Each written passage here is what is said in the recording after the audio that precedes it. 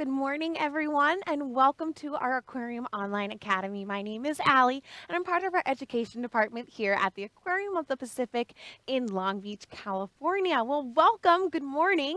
Thanks so much for joining us. We are going to be focusing today on one of the coolest kinds of animals. We are going to be talking about whales. Now, whales are really awesome. There's lots of really cool, different ones off of our coast here in Southern California and all over the globe. But we're going to be focusing on first what kind of makes a whale a whale. So, before we get started, I do want to let you know that we will have opportunities for you to text in, and the number is actually right below me here. So, it is 562-286-1838. I have my friend Kaya taking all of those texts. Please do ask your parents' permission. Texting rates do apply, but we'd love to hear your comments. We'd love to hear any questions you might have about whales. Definitely feel free to text in, or if you're watching this when we're not live, we do have an email that you may send those questions and comments to, and that is right below here as well. That is live@lbaop.org. Now, my friend Alicia is controlling all of these really cool pictures behind me that we're going to be looking at. So let's go ahead and actually dive into exactly what is a whale. So I want you guys to think about what makes a whale a whale. If we were to look at a picture of a whale, how would you know it was a whale?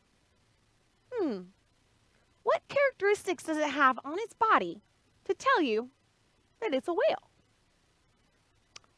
Well, I see back here, right back here, this nice big tail. Does everyone see that nice big tail? Now, a whale tail, what do you think that helps them to do? Here's a really good shot of it here. Yeah, exactly. It helps them to swim. So whales use their tail up and down to propel themselves forward through the water, versus some other animals, like a lot of fish, use their tail kind of side to side to propel themselves. Whales, if you see them move through the water, they move a little different. They move their tail up and down. Now, their tails are actually really cool because guess what? You know how we have fingerprints that we can kind of tell each other apart? Well, believe it or not, whales, they don't have fingers, they don't have fingerprints, but they have tail markings. So this is their tail, and each one is very unique, just like a human fingerprint. So we can actually look at individual tails and know which one is which is pretty cool. So here is a humpback whale tail, and it has that nice white underneath there, lots of ridges, lots of markings, and we can distinguish this tail from others. Now, another name for a whale tail is a fluke. It's a kind of a funny word to say, fluke. And a lot of times when we're out on boats, we can see them putting their fluke on into the air before they go for a nice dive. Now, let's go back to another picture of a whale. So we talked about how we're thinking about how we know this is a whale. So let's see, we talked about the tail, about how they move. What else do you notice on our whale? Yeah, this one especially, because this is a humpback whale. They have really big flippers right here. Does everyone see that nice big flipper? Yeah, those flippers are on either side of their bodies. And so if their tail helps them to move forward, what do those flippers do? I want you to take a moment and think about if you were a whale and you were swimming through the water, how might you move around? How might you steer? Yeah, exactly. They steer with these flippers. So let's go ahead and take a look, actually, of our awesome whales here. So you can see their flippers right under the water. It's a little hard, but they're white. You can see them just under the water. And they use those flippers to steer through the water. I kind of think of it like driving a car. Your steering wheel lets you go different directions. That's pretty much what their flippers are doing on either side. Oh, and there's that beautiful fluke we just talked about. Again, that tail. So we looked a lot about how they move with their tail way back here, and of course their flippers. But there's something else that tells me this is a whale, and it's right on their backs. Does everyone see? So they might have, certain whales do have nice big dorsal fins, but more importantly, right on top of their head, they have blowholes. But you can see this humpback whale here has a nice tiny little dorsal fin. So that fin helps them to balance in the water. So instead of kind of floating from side to side when they're going really fast, that fin helps them to stay balanced in the water. Now, we talked about those blowholes. We had a good view of it just a moment ago. And that's another really great way to tell that it is a whale. And we're going to touch on this in a little bit about what makes a mammal a mammal. But I do want to point out, before we get into that, these awesome blowholes. Now, imagine if you were a whale. And let's say we had our nose right where we were, right where it is now. And we were swimming through the water. And every time you want to take a breath, you'd have to kind of get up, put your nose up, out of the water, and take a deep breath. That's a lot of work, huh? So, what if we took our nose and we put it all the way on top of our head? That way, if we were swimming, we would just have to come up to the surface, take a nice breath, and come back down. So it's a lot easier for them. That's a really great adaptation that whales have. Now, I might throw out that word adaptation a few times today. Now, adaptation is something that an animal has on its body, that it's born with, to help it survive. And whales have some really awesome ones we're going to look at today. Now, actually, we already had a question come on in. Do whales eat other whales? You know what? Sometimes they do. So, for example, the orca. Here's this awesome orca you see here. You might also know them as killer whales. So they actually, some of them do eat other whales. We do see them prey upon gray whales here off of our coast. However, not all of them prefer to eat whales. So some of them might eat other things such as fish, or maybe sharks and rays, or other marine mammals like seals or sea lions. It kind of depends on the whale, but you got it. Some whales do eat other whales. Alrighty, so we're going to go in a little deeper to what is a marine mammal. Now, a mammal, we're going to go over those characteristics. Can you think of any land mammal? A mammal that lives on land. What characteristics do some land animals have in common with, say, our orcas? Right here, do they have any? Let's look at that a little bit deeper. So what makes a mammal a mammal are 5 main things. And we're going to spell that out today using the word whale. It's perfect because we're talking about whales. So our very first letter of whale is, you guessed it, W. Now this W stands for warm blood.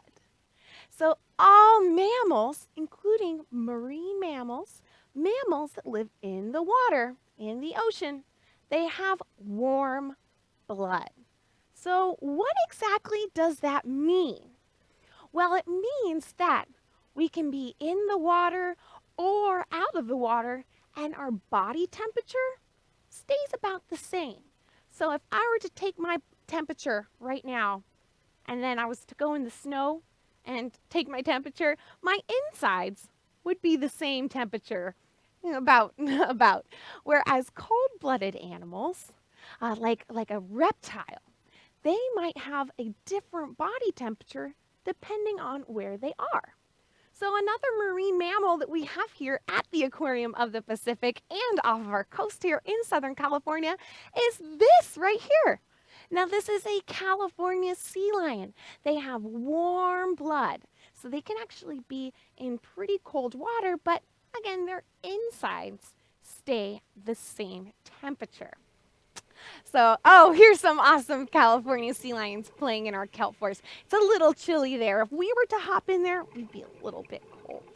But they have other ways of staying warm as well. Do you see all over their body? They have a layer of fat. It's something called blubber. It's a very fun word to say. Can everyone say blubber? It's very fun. It is a layer of fat that most marine mammals have all over their body.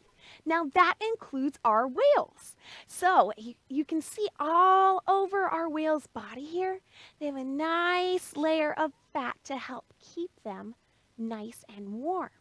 Some whales can even have over 1 foot of just blubber on their bodies, like a blue whale that you might see here.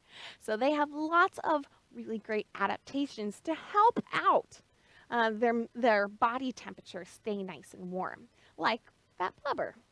All right, so we talked about W. That is warm blood. That is characteristic number 1 that we have for our marine mammals. I do want to remind you that we do have a texting opportunity. If you do want to text on in, my friend Kaya is taking all of your texts. The number is right down here, 562-286-1838. If you have any questions or any comments, we would love to hear them. But we're going to move on to the next letter of whale, which comes W, then H. H, exactly. Does anyone think they might know what H might stand for a mammal? Something they might have on their body. I'll give you a hint. I'm playing with mine right now. Yeah, our hair. So just like us, all mammals have hair. Now, some animals are really obvious that they have lots of hair, like me, but also like this otter here. Oh, this southern sea otter has lots and lots of fur or hair all over its body. Believe it or not, they have so much that sometimes their skin doesn't get wet when they're swimming because they have so much fur all over their body. So we can see that this animal has fur pretty well, right? I think we all agree on that. But what about a whale? Now I want you guys to take a moment and see if you can see any hair. It's a little tricky. I don't see a nice big fuzzy whale here, do you? No. But believe it or not, whales do have hair at some point in their life. And this is a picture of a humpback whale. Now, do you see all of those dots? So just to give you a point of view what's going on here. So this is its mouth all over here, and its eyes are back here. So you can kind of see it's putting its head right out of the water. And all near its mouth, right on top, do you see those little bumps?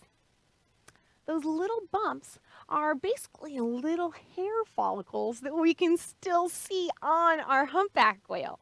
But other whales, you might not notice it as much. And oh, here's a wonderful view. So here is a bottlenose dolphin. Did you know dolphins are whales? We're going to definitely try to touch on that afterwards too, because they are a different kind of whale. So we'll talk about that. But do you see any hair or any bumps for that matter on this bottlenose dolphin? Not really. It looks pretty smooth to me. But that's because when they're born, they have little hairs. and they're all over that area that kind of looks like a nose. It's called a rostrum. That rostrum has tiny little hairs, and those tiny little hairs help when they are nursing. So a lot of times we don't get the opportunity to see that whales in fact have hair, but they are in fact born with hair. So that's our second letter today. So we have so far warm blood and we have hair. Now we're going to keep spelling whale. Our next letter is A. A could stand for, you might have already said it, air. They breathe air. Now, even though these mammals might live in water, they do have to come up for air. Now, they can hold their breath a lot longer than we can. Some whales can hold their breath for a couple of hours, but they do have to come up for air. And here's a really good picture of a whale coming on up and going, whew, taking a nice big exhale. So remember the nose and the blowhole we were talking about earlier, how we moved our nose to the top of our head? And that's kind of like a blowhole. Well, this is a picture of a whale coming on up to the surface and going before it takes another nice deep breath. So you can see sometimes water kind of mists out a little bit, but they're not actually shooting water out of their blowhole. Oh, let's take a look at this video here. So see if you can see the whale underwater. Oh, nice. And it had a nice deep breath. Did you all see that? Yeah, so it might look like they're shooting water out, but it's just a little bit of water that's kind of getting misted into the air. Because, oh, look how big these animals are. When they push out that exhale, all of the water around them kind of gets misted into the air.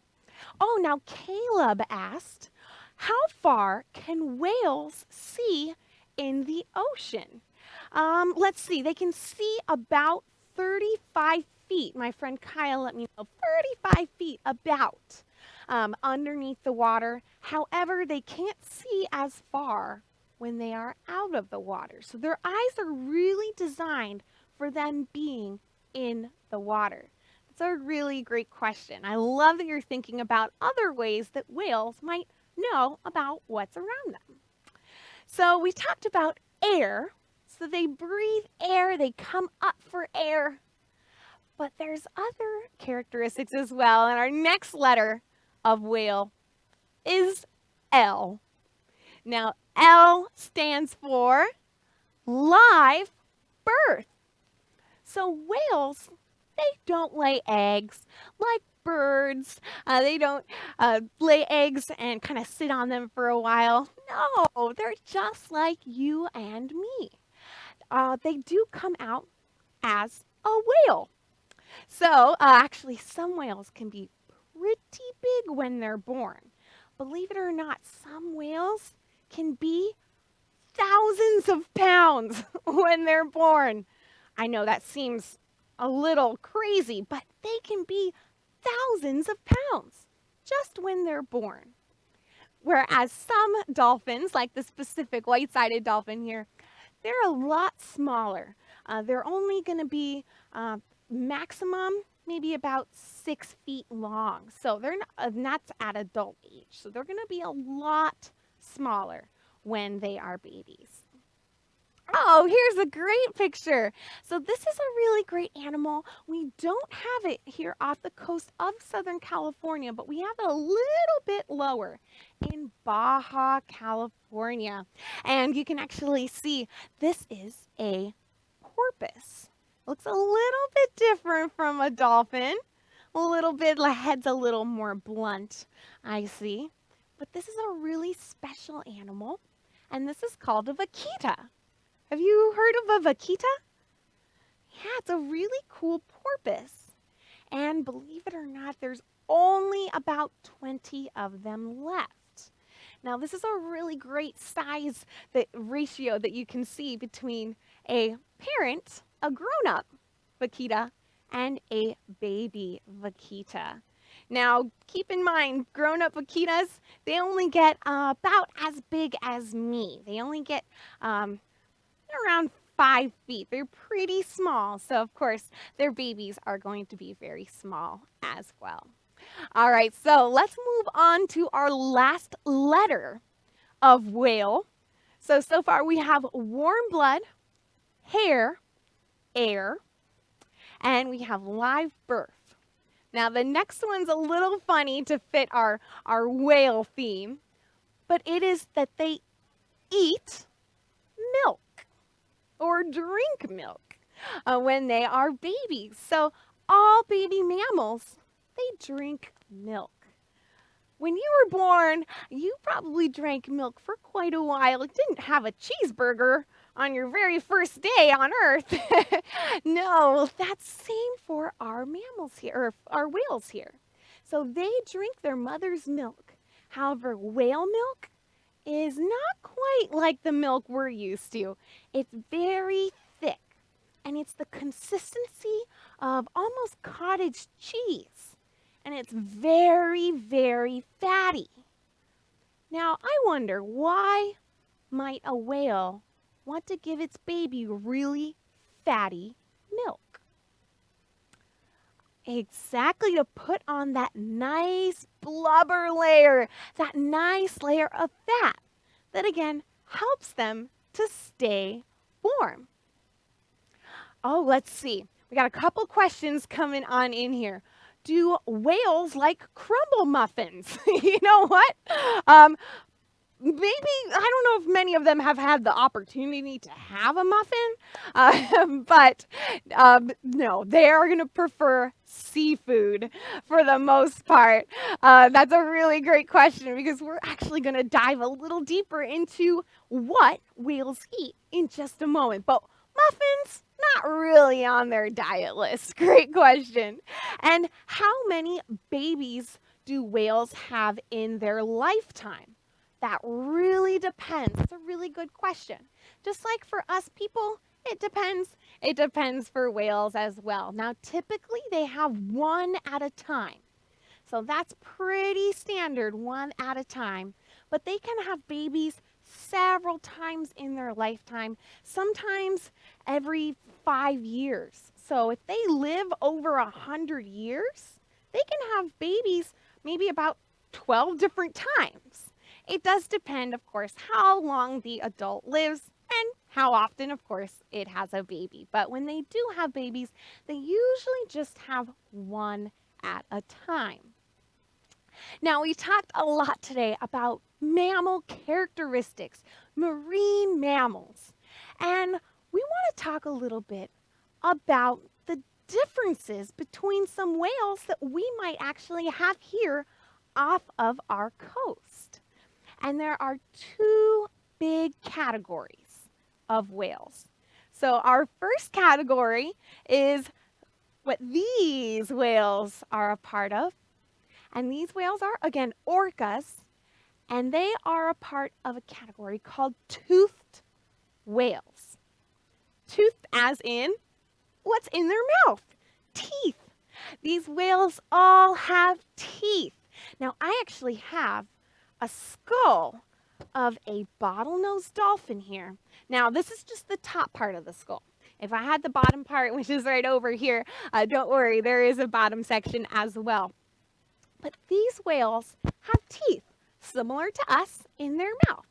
So they have teeth that can help them to catch on to maybe some slippery fish, some slippery squid, and they can use those teeth. They don't really chew with them, but they can use their teeth to grab onto their food, onto their prey. Oh, my friend Amelia texted in. Why do whales make big splashes? Great question, Amelia. Sometimes they do make big splashes. So sometimes they come out of the water. It could be to show off. Hey, look how cool this is. Maybe to find a partner.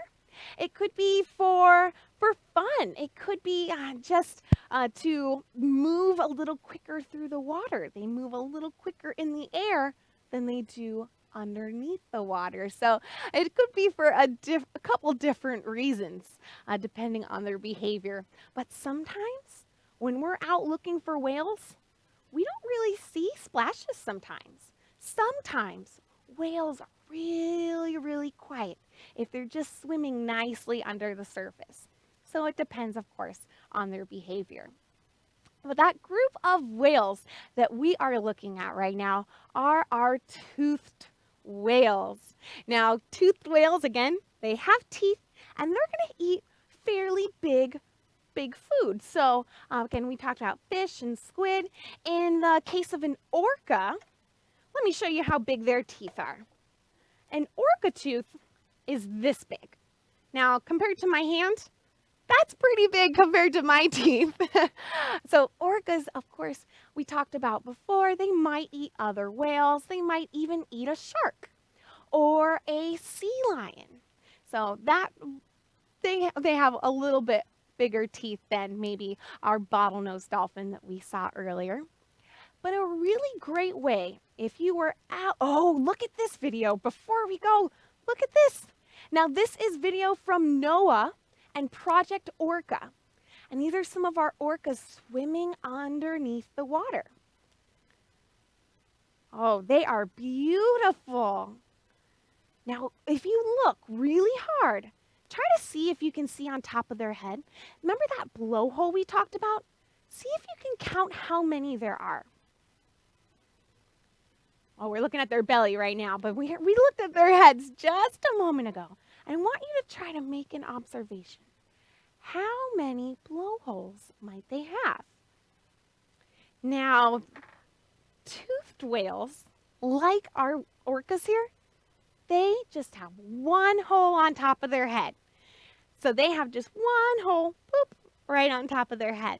So if they were swimming and you only saw that it had one blowhole and you didn't look inside of its mouth, you could already tell that, hey, I know that whale has teeth. But what if they didn't have teeth? What if they didn't have one blowhole? What if they had two? Well, that brings us to our other category of whales. And these are typically our larger whales. And they are called baleen whales. Baleen is a nice big word.